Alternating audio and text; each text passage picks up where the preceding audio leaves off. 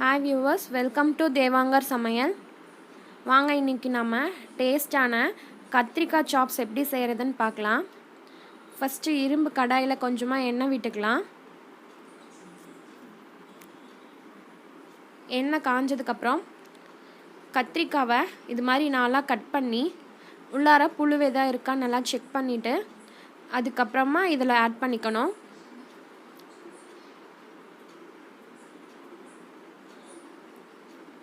நான் ஒரு 7-8 கத்திரிக்காய் எடுத்திருக்கேன்.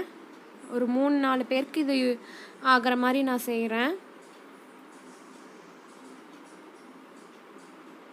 உங்களுக்கு கத்திரிக்காய் வேணும், நீங்கள் சாப்பிடுவீங்கன்னா இன்னும் கூட சேர்த்து ஆட் பண்ணிக்கலாம். இது சாதத்துக்கு கூட மிக்ஸ் பண்ணி சாப்பிட்றதுக்கு நல்லாயிருக்கும். இதை நல்லா ஆயில்லையே இது மாதிரி 3/4 குக் ஆகிற மாதிரி பார்த்துக்கணும்.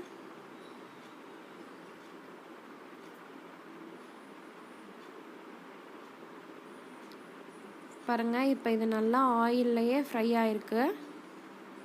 கொஞ்சம் ஸ்லிம்லையே வச்சு பண்ணுங்கள், கருகாமல் பார்த்துக்கணும்.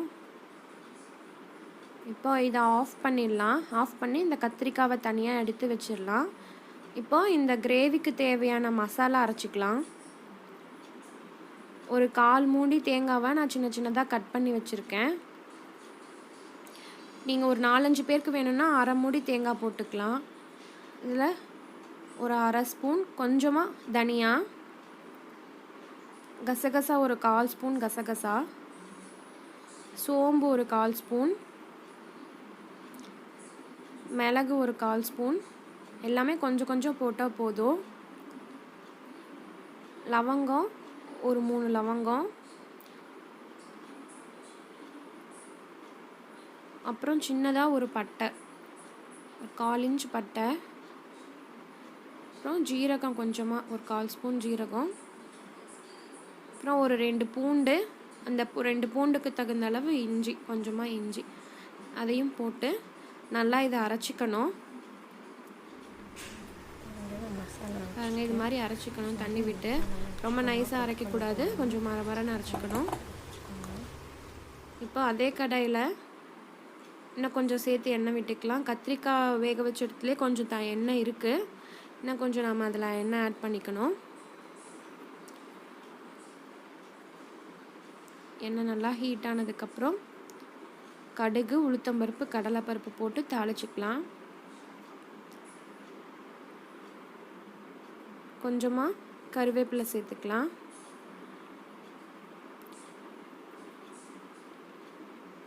நல்லா பொரிஞ்சதுக்கப்புறம்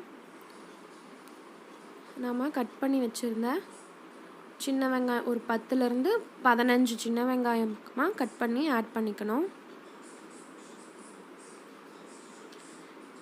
இதை நல்லா வதக்கி விடணும். நீங்கள் கத்திரிக்காயை காம்போட கூட ஆட் பண்ணலாம். இதுக்கு வெங்காயம் நல்லா கோல்டன் கலர் ஆயிடுச்சு. இப்போ ஒரு தக்காளி, 1/2 தக்காளி பழம் போட்டிருக்கேன். சின்ன தக்காளியாக இருந்தால் 1 போடலாம். இது ஆப்ஷனல் தான், வேணும்னா சேர்த்துக்கலாம். தக்காளி போடாமையே கூட இந்த கிரேவி செய்யலாம்.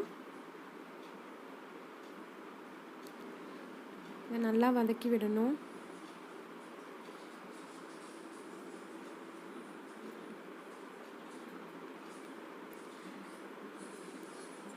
இப்போ இதில் கொஞ்சமாக மஞ்சத்தூள் ஒரு 1/4 ஸ்பூன் மஞ்சத்தூள் சேர்த்துக்கலாம். அப்புறம் நல்லா மிக்ஸ் பண்ணி விட்டுட்டு இதுக்கு தேவையான அளவு நம்ம காரத்தையும் ஆட் பண்ணிக்கணும். ஒரு 1/2 ஸ்பூன் காரம் போட்டால் கூட போதும். இதுக்கு 1/2 ஸ்பூன் காரம் ஆட் பண்ணிக்கிறேன். மிளகாத்தூள்,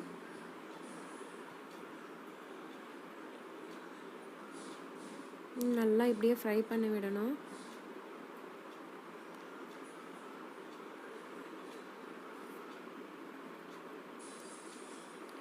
அப்புறம் நான் இப்போ ஃப்ரை பண்ணி தனியாக எடுத்து வச்சுருக்க கத்திரிக்காவையும் இதிலையே ஆட் பண்ணி நல்லா ஃப்ரை பண்ணணும்.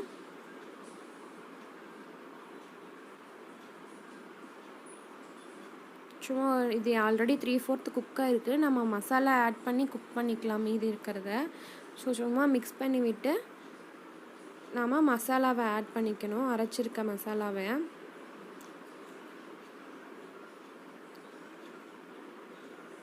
இப்போ ஆட் பண்ணியாச்சு. அதிலே கொஞ்சம் தண்ணி விட்டு நல்லா கழுவி ஆட் பண்ணிக்கோங்க. அதுலேயே இப்போ நல்லா மிக்ஸ் பண்ணி விடலாம். இப்போது இந்த மசாலா ஆல்ரெடி கத்திரிக்காய் குக்காயிருக்கு, முக்கால் பதம் குக்காயிருக்கு. இப்போ இந்த மசாலா வேகிற டைமில் மீதி இருக்க கத்திரிக்காய் நல்லா குக்காயிடும். இந்த மசாலாவோட பச்சை வாசனை போகணும், அது வரைக்கும் நம்ம இதை வந்து பாயில் பண்ணணும். ஸோ அதனால் இன்னும் கூட நம்ம கொஞ்சம் தண்ணி சேர்த்துக்கலாம். இது நல்லா கொதித்து அந்த மசாலா வாசனை போகி நல்லா கிரேவி மாதிரி கிடைக்கும், சாப்ஸ் மாதிரி ஆகிடும். அதனால் அதுக்கு தேவையான அளவு தண்ணியை முன்னாடியே ஃபஸ்ட்டே ஊற்றிடணும், ஊற்றி கொதிக்க வைக்கணும். இப்போ கடைசியாக தேவையான அளவு உப்பு சேர்த்துக்கலாம். உப்பு சேர்த்து இதை நல்லா கலந்து விடுங்க. இது ஒரு 10லேருந்து 15 நிமிஷம் நல்லா கொதித்து அந்த தண்ணியெல்லாம் சுண்டிடணும். பாருங்கள், இப்போ வந்து இது நல்லா சுண்டிருச்சு. அந்த கிரேவிக்கு நாம் ஆட் பண்ண தண்ணி எல்லாமே இதாயிருச்சு. கத்திரிக்காயும் நல்லா குக் ஆயிருச்சு. இதை கொஞ்சம் அப்படியே அழகாமல் பரட்டி விட்டணும். இவ்வளோதான். இந்த ஸ்டேஜில் நம்ம ஆஃப் பண்ணிடலாம். எண்ணெய் பிரிஞ்சு வந்திருக்கு. இப்போ ஆஃப் பண்ணிவிடுங்க. இதுக்கு டேஸ்டான கத்திரிக்காய் சாப்ஸ் ரெடி ஆகிடும்.